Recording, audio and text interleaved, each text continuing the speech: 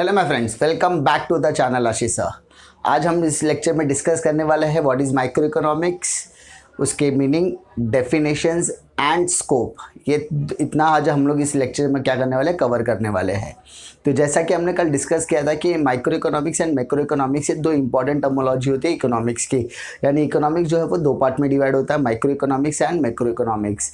As we discuss in the last lecture की the term micro is derive from the Greek word mikros, MIKROS, और जो शब्द macro है वो भी ग्रीक शब्द से लिया गया है, मैक्रोज MAKROS। अब माइक्रोज शब्द का मतलब होता है स्मॉल एंड मैक्रोज शब्द का मतलब होता है लार्ज। तो micro economics and macro economics ये दो इंपॉर्टेंट कॉन्सेप्ट होते हैं किसी भी इकोनॉमी के अंदर। यानी पूरी की पूरी इकोनॉमी ये दो टर्मिनोलॉजीज़ के ऊपर डिपेंड करती है, हम लोग ऐसा कह सकते हैं। सबसे पहले एक चीज़ आप लोगों को पता होना चाहिए कि ये दो टर्मिनोलॉजी है, that is micro economics and macro economics. ये दोनों टर्मिनोलॉजी को सबसे पहले इस्तेमाल करने वाले लोग कौन हैं, ठीक है। तो the term micro economics and macro economics firstly used by Ragnar Frisch, professor Ragnar Frisch. Yes, आपने सही सुना, प्रोफेसर रैगनर फ्रीच ने ये micro economics and macro economics ये दो शब्दों का सबसे पहली बार इस्तेमाल किया था। उन्होंने ये इस्तेमाल किया था अपने ओस्लो यूनिवर्सिटी में 1933 में उन्होंने ओस्लो यूनिवर्सिटी में micro economics and macro economics का सबसे पहली बार इस्तेमाल किया गया था। तो आपको इतना क्लियर हो गया कि रैगनर फ्रीच से रिलेटेड 1 मार्क का एक ऑब्जेक्टिव क्वेश्चन हमेशा पूछा ही जाता है, ठीक है। तो आप लोगों को रैगनर फ्रीच का नाम अच्छे से याद रखना ही है। अब हम लोग डिस्कस करते हैं what is micro economics. As you know, micro economics को दो पार्ट में डिवाइड करता हूँ, the term micro and economics. तो इकोनॉमिक्स हमने डिस्कस किया हुआ है। द टर्म माइक्रो का मतलब होता है a small part of a something, यानी किसी चीज़ का एक छोटा सा हिस्सा। Micro economics means small part of a thing, यानी किसी चीज़ का एक छोटे से हिस्से को हम लोग क्या कहते हैं, माइक्रो कहते हैं। उसी तरीके से micro economics does deal with the small part of the individual economy, national economy, यानी किसी भी तरीके की नेशनल इकोनॉमी का एक छोटा सा हिस्सा, उसको डिटेल में स्टडी करने को हम लोग क्या कहेंगे, micro economics. It studies the economic action behaviour of the individual unit such as individual consumer, individual producer और अ फर्म और a price of a particular commodity और अ फैक्टर। यानी जो माइक्रो इकोनॉमिक्स है वो इस तरीके से डील करता है कि इसमें हम लोग इंडिविजुअल हाउस होल्ड्स को लेते हैं, इंडिविजुअल पर्सनालिटीज़ को लेते हैं, इंडिविजुअल फर्म को लेते हैं, जहां पर हम लोग उनके सारे के सारे फैक्टर्स ऑफ प्रोडक्शन को डिटेल में एनालाइज कर सके, किसी का पर्टिकुलर कमोडिटी को एनालाइज कर सके और ऑन दैट बेसिस हम लोग उसका एक जजमेंट बना सके। क्योंकि माइक्रो इकोनॉमिक्स को डिटेल में एनालिसिस करने के बाद हमारे पास उस पर्टिकुलर इंडिविजुअल की एक आउटकम आता है, ठीक है। उसी तरीके से 10 और प्रोडक्ट को एनालाइज करने के बाद उसका एक आउटकम आएगा। उन सारे आउटकम्स को जब हम एग्रीगेट करेंगे तो वो काम आएगा मैक्रो इकोनॉमिक्स का। यानी ऐसा कह सकते हैं कि माइक्रो इकोनॉमिक्स का जो आउटपुट है, ठीक है, उसी तरीके से और भी प्रोडक्ट्स के आउटपुट हो गए, और भी इंडिविजुअल्स के आउटपुट हो गए, वो सबके आउटपुट्स को जब हम लोग एग्रीगेट करेंगे तो वो मैक्रो इकोनॉमिक्स के लिए इनपुट का काम करेगा। तो micro economics deals with the individual unit, यानी micro economics deals with the study of individual units, चाहे उसमें फर्म्स आए, हाउस होल्ड्स आए, चाहे वो उसमें आप फैक्टर्स ऑफ प्रोडक्शन को ले सकते हैं, क्लियर। तो माइक्रो इकोनॉमिक्स के is a study of individual unit. Difficulty ये था उनका मीनिंग। अब हम लोग चलते हैं डेफिनेशंस की तरफ। तो मॉरिस डॉब का डेफिनेशन क्या, micro economics is in fact of a microscopic study of a economy, यानी किसी भी इकोनॉमी की एक माइक्रोस्कोपिक स्टडी, यानी डिटेल्ड स्टडी, डेप्थ स्टडी को हम लोग क्या कहेंगे, माइक्रो इकोनॉमिक्स कहेंगे। प्रोफेसर AP लर्नन का डेफिनेशन क्या कहता है, उसको मैं एक एक लाइन करके एक्सप्लेन करने की कोशिश करूंगा।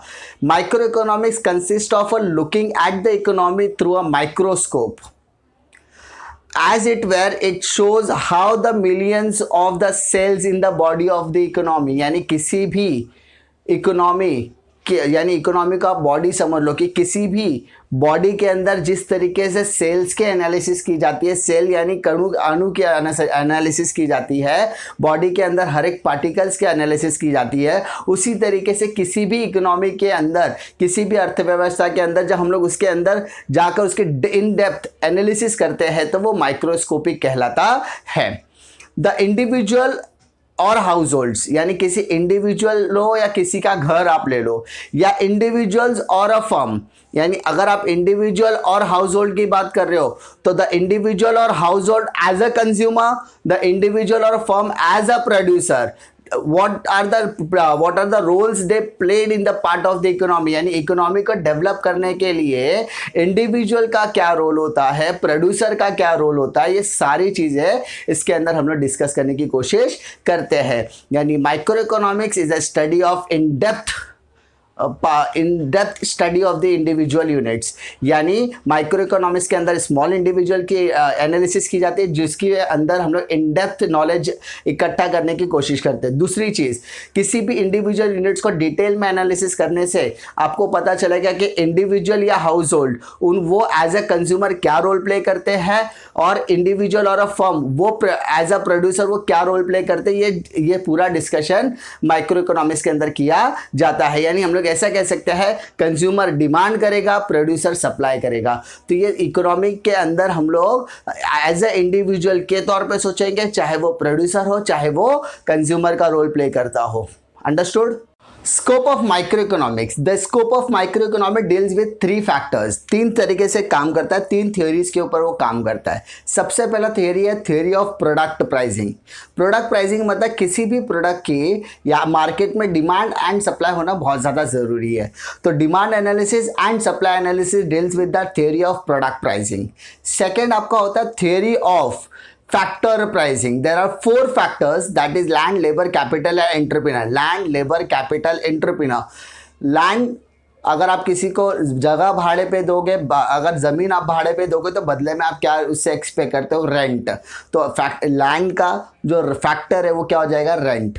लेबर, आप किसी से किसी मजदूर को काम पे रखोगे तो उसको आप क्या दोगे, पगार दोगे। तो लेबर का फैक्टर यानी फैक्टर प्राइसिंग क्या हो गया, wages and salaries and remunerations. Land labour के बाद आता है कैपिटल। एज ए एंटरप्रेन्योर अगर मैं किसी चीज़ में पैसा लगाता तो मुझे बदले में इंटरेस्ट मिलना चाहिए, एक्स्ट्रा अमाउंट मिलना चाहिए, उस एक्स्ट्रा अमाउंट को हम लोग कहते हैं इंटरेस्ट। तो कैपिटल का फैक्टर प्राइसिंग क्या है, इंटरेस्ट।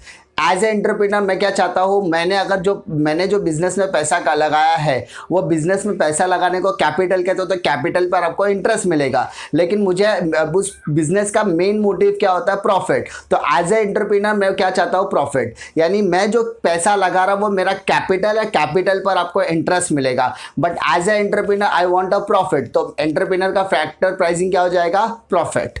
उसके बाद थर्ड आता है थियोरी ऑफ इकोनॉमिक वेलफेयर। तो थियोरी ऑफ इकोनॉमिक वेलफेयर का मतलब क्या होता है, जहां पर आप प्रोडक्शन के बारे में भी सोचोगे कि एफिशिएंसी इन प्रोडक्शन होना चाहिए, एफिशिएंसी इन कंजम्पशन होना चाहिए एंड ओवरऑल इकोनॉमिक एफिशिएंसी होनी चाहिए। तो हम ये तीनों चीज़ों को अच्छे से डिटेल में पढ़ने वाले हैं। सबसे पहले थियोरी ऑफ प्रोडक्ट प्राइसिंग की बात करें। एज वी डिस्कस कि प्रोडक्ट प्राइसिंग के अंदर डिमांड एंड सप्लाई दोनों चीज़ें इंपॉर्टेंट होती है। तो demand is for consumer point of view and supply is on producers point of view. यानी कंज्यूमर डिमांड के बारे में बात करेगा एंड सप्लायर किसके बारे में बात करेगा, सप्लाई करने के बारे में बात करेगा। The price of a individual commodity is determined by the market forces of demand and supply. यानी किसी भी प्रोडक्ट के बारे में जब हम लोग डिस्कशन करते हैं तो किसी भी प्रोडक्ट की मौजूदगी डिमांड एंड सप्लाई से होती है। यानी किसी सप्लाई ने सप्लाई तो कर दिया, लेकिन अगर उस प्रोडक्ट की डिमांड ही नहीं होगी तो सप्लाई करने का कोई मतलब नहीं होगा। तो किसी भी प्रोडक्ट की कमोडिटी की मौजूदगी डिमांड एंड सप्लाई के ऊपर बहुत ज़्यादा इम्पैक्ट करती है। मैंने डिमांड कर दी लेकिन मार्केट में सप्लाई नहीं है, मार्केट में प्रोडक्ट अवेलेबल नहीं है, तो भी वो उस पर्टिकुलर कमोडिटी के ऊपर फर्क पड़ता है। The microeconomics is concerned with the demand analysis, that is individual consumer behavior, and supply analysis, that is individual producer behavior।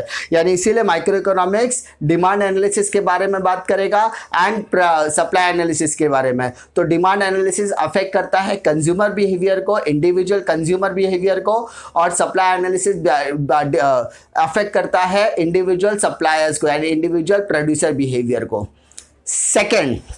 The second theory is theory of factor pricing. In microeconomy, land, labor, capital, entrepreneur are the factors that contribute to the production process.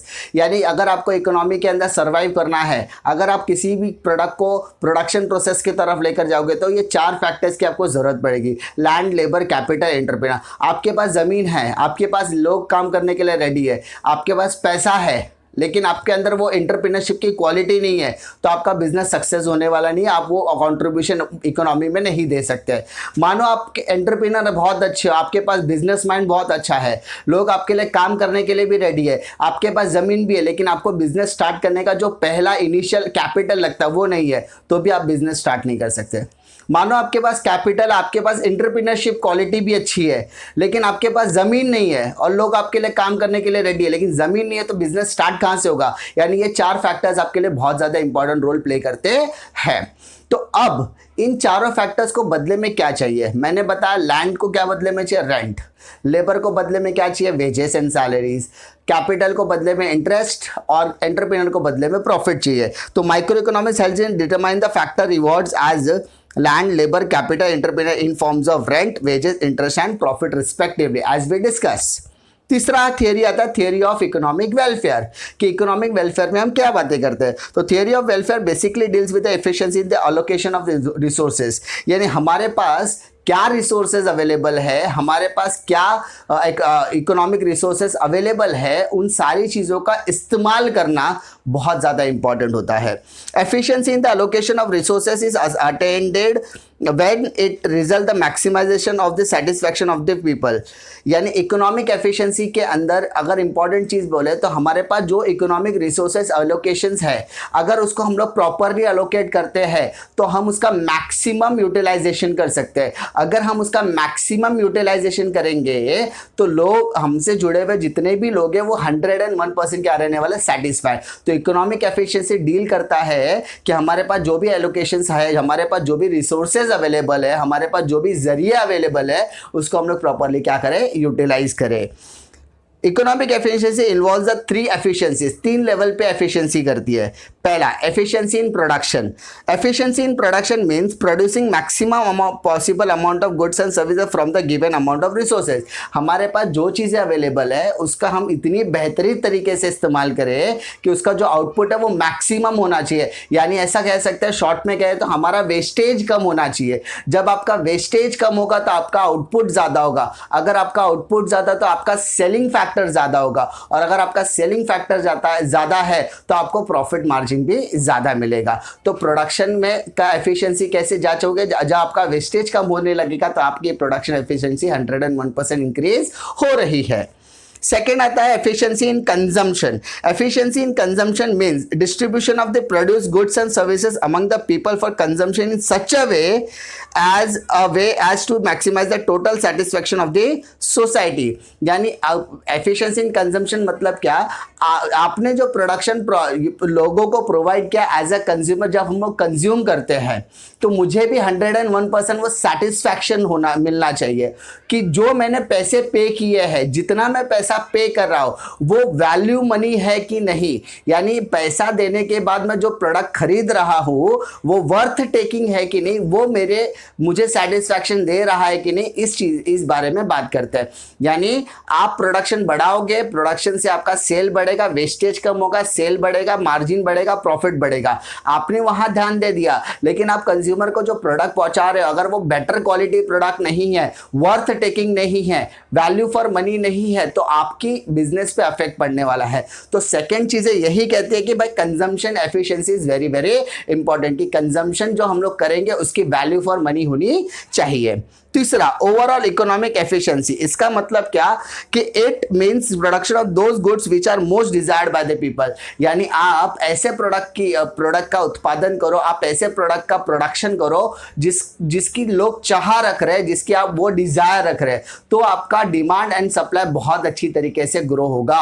यानी अगर उनके मन में जो बातें हैं वो Dzire अगर आप फुलफिल करोगे तो यानी वो डिमांड करेंगे, जहां डिजायर है वहां डिमांड आएगा, और जहां डिमांड है, आप अगर वो डिजायरेबल प्रोडक्ट को आप प्रोड्यूस कर रहे हो तो आप सप्लाई भी कर सकते हो। तो आप डिमांड एंड सप्लाई दोनों को क्या करोगे, मैच करोगे। इसलिए micro economic theory shows under what condition this efficiencies are achieve. इसलिए माइक्रो इकोनॉमिक्स डील करता है कि भाई जो भी चीजें हमारे पास अवेलेबल है हम उसका अच्छी तरीके से इस्तेमाल करें ताकि वेस्टेज कम हो। वेस्टेज कम होना चाहिए ताकि हमारी जितने भी फैक्टर्स है, हमारे जितने भी जुड़े हुए लोग हैं, हमारे जितने भी प्रोडक्शन कंजम्पशन फैक्टर्स है, वो सबको 101% हम लोग क्या करें, सेटिस्फाइड करें। Thus, the focus of microeconomics is mainly confined to price theory and resource allocation. इसलिए माइक्रो इकोनॉमिक्स दो चीज़ों पे ध्यान देता है, एक तो प्राइस थियरी यानी rent, interest, wages and salaries, and last वाला पार्ट इज प्रॉफिट। तो वो प्राइस फैक्टर के ऊपर ध्यान देता है, प्राइस थियरीज के ऊपर ध्यान देता है, और रिसोर्स एलोकेशन यानी अब allocation of right resources to the right time, यानी सही चीज़ों को सही जगह पर इस्तेमाल करना ही इंपॉर्टेंट होता है। It does not study the aggregate relating the whole economy. This approach does not study national economic problem such as unemployment, poverty, inequality of income, etc. The theory of growth, theory of business cycle, monetary and fiscal policies are beyond the limits of microeconomics. इसीलिए microeconomics में सिर्फ price theory और agree allocation resources की बात करते हैं। यहाँ पर पूरी इकोनॉमी के अंदर जो प्रॉब्लम्स है, poverty, unemployment, business cycles, trade cycles की जो दिक्कतें हैं उसको इसमें कवर नहीं किया जाता, क्योंकि ये माइक्रो लेवल और जितनी भी चीज़ें हमने डिस्कस की, unemployment, poverty, trade cycle, business cycle, सारी चीजें मैक्रो इकोनॉमिक्स का पार्ट मानी जाती है। आई होप आपको स्कोप ऑफ माइक्रो इकोनॉमिक्स में कोई डिफिकल्टी नहीं होगा। किसी भी तरीके की दिक्कत आती है तो आप कमेंट कर सकते हैं। वीडियो पसंद आता है तो लाइक करो, दोस्तों में शेयर करो, और अगर इस चैनल पर आप पहली बार आए तो चैनल को सब्सक्राइब जरूर कीजिए, क्योंकि सब्सक्राइब करने का पैसा नहीं लगता। आपको इस तरीके के पूरा का पूरा सिलेबस टाइम टू टाइम मिलते रहने वाला है। मिलता आपको मैं नेक्स्ट वीडियो में, तब तक के लिए जय हिंद।